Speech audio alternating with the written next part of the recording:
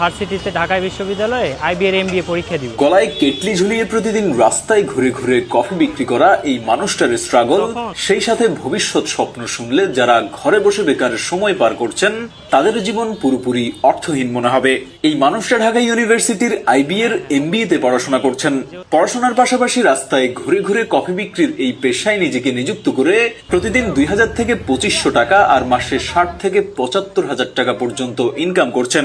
শুধু তাই নয়, প্রতিদিন নিজের মধ্যে লালন করে চলেছেন বিসিএস ক্যাডার হওয়ার স্বপ্ন। আমাদের আজকের এই ভিডিও হাজারো মানুষের অনুপ্রেরণার প্রতীক, জীবনের কাছে হার না মানা এই অপরাজিত সৈনিককে নিয়ে।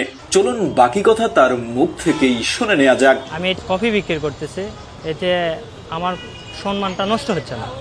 আমি যদি অনার্স পাস করছি ন্যাশনাল ইউনিভার্সিটি থেকে, যে আমি ভার্সিটিতে ঢাকা বিশ্ববিদ্যালয়ে আইবিএর এমবিএ পরীক্ষা দিব। 47তম বিসিএস পরীক্ষার প্রিপারেশন নিয়েছিলাম, তবে এটা পারবো না, কারণ হচ্ছে যে একটা প্রতিষ্ঠান মোটামুটি এই পরিচিত হইতে সময় লাগতেছে বা সময় হয়েছে। তো এটা যখন দাঁড়ায় গেছে, আমাকে সবাই পরিচিত, সবাই চিনে। এরপর 48তম বিসিএস পরীক্ষা দিব আর কি। হ্যাঁ, আমার নাম মোহাম্মদ সোহাগ আলী। আসলে আমি জব করতাম যমুনাতে, তো দেখলাম যে ওখানে স্বাধীনতা কম, যার কারণে একটু ভাবে চিন্তে সিদ্ধান্ত নিলাম যে একটু উদ্যোক্তা হওয়া যায় কিনা, কম পুঁজিতেই ভালো একটা কিছু করা যায় নাকি। তো ঢাকা শহরে আসা দেখলাম যে অনেক ব্যবসায় আছে, তবে চা কফির ব্যবসাটা অনেকটা ভালো, চার চেয়ে কফিটা একটু ভালো মানসম্মত যদি করা যায়। এই জন্য আমি সিদ্ধান্ত নিলাম কফির ব্যবসা করব। আমার একজন ওস্তাদ আছে, উনি বাংলা মোটরে কফি বিক্রি করে, মোটামুটি প্রায় 50 থেকে 60,000 টাকা ইনকাম করে। আমি ওনার কাছে গিয়ে এই ব্যবসাটা কিছু টেকনিক আছে, তারপরে কিছু বিস্তারিত জিনিসগুলো ওনার থেকে জানার পর আমি সিদ্ধান্ত নিলাম যে না, আমিও করতে পারি। আর আমি মগবাজারে করতাম, মগবাজার থেকে রামপুরাতে আমি করতেছি 4 মাস হলো। মোটামুটি আমার সবাই চিনি, ফান্ড কোম্পানিতে ছিলাম, কত 18,000 টাকা বেতন দিত।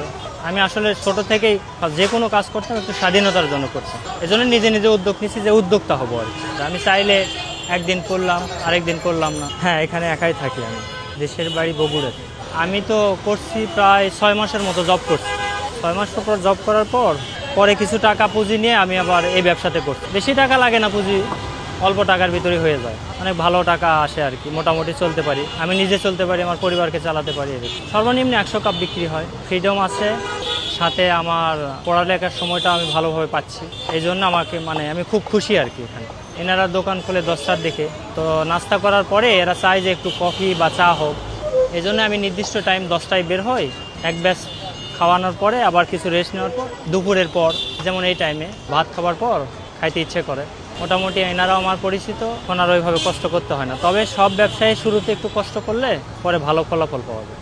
যদি কেউ চায় যে নিজে উদ্যোগে আমি পরিবার চালাবো, সাথে আমি নিজে চলবো, তাহলে যে কোনো ব্যবসা, ছোট থেকে ছোট ব্যবসা করা উচিত আমার মনে হয়। এখন বুঝতেছি চাকরির পিছনে ছুটবো অবশ্যই, পাশাপাশি একটা প্রতিষ্ঠান দাঁড়ায় গেলে তখন ওখান থেকে ভালো টাকা ইনকাম আসে। হ্যাঁ, যেহেতু আমাদের হয়েছে কি মধ্যবিত্ত পরিবার হলে আপনার হইতেছে অনার্স পাস করার পর একটা চাপ আসে পরিবার থেকে, আপনার কিছু টাকা পরিবারের চাহিদা থাকে, এটা দিতে হয়।